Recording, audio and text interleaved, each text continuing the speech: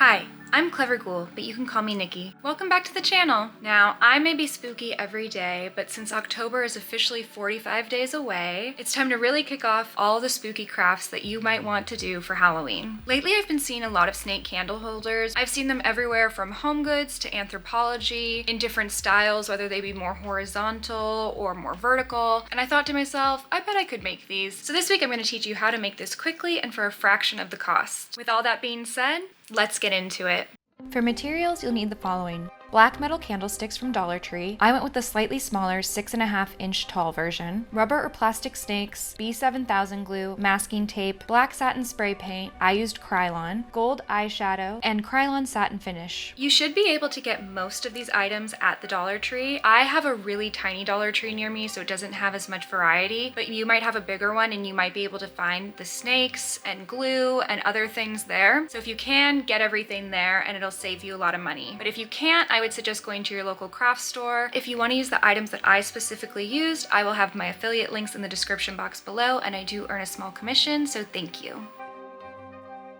First, I wanted to see how these snakes would fit on the candlestick, so I wrapped them around, starting at the base and working my way up, taping the snake down with masking tape as I went. At first, I thought I wanted the snake heads to be up higher towards the top, but the rubber is too heavy for that. I think you could still achieve this if you used wire and inserted it inside the rubber snake to kind of force it to stay vertical, but I decided for my snakes to coil around the base instead. Once I liked the positioning, I pulled off the tape at the base of the tail, put a line of B7000 glue down, and then pressed the tail onto it and held it down for about 30 seconds. I would continue this process, working on about 1 to 3 inches at a time, stopping to let the glue set for 5 to 10 minutes before working on the next segment going up. This way, I was really making sure that everything was securely in place and that the weight of the next part of the coil wasn't pushing any of the tail out of place. I also retaped the areas I had just worked on so that nothing was moving around. I continued adding glue on top of the rubber snake to finish off the look of the snake coiling around the candlestick. This last coil, where the head rests on itself, really didn't want to stay glued down, so I added extra tape here to add tension and really hold it down. Then I left it for 24 hours to fully cure. The next day, I removed the tape and then took the snakes outside to spray with black satin spray paint. I did make a slight mistake here and sprayed too close, which meant that some of the rubber was oversaturated and because of that, split open slightly. In the end, I'm not too upset about this, but if you do this at home, make sure to spray from further away and do lighter coats. Once dry, I brought them back inside, pulled out some gold loose pigment from my makeup stash, and with my finger lightly went around the body of the snake. You can use eyeshadow here, or even a very thin amount of acrylic paint on a dry brush if that's what you have on hand. When that was to my liking, I dusted off any excess powder and took them outside to seal them with Krylon satin finish, which means it's time for the reveal.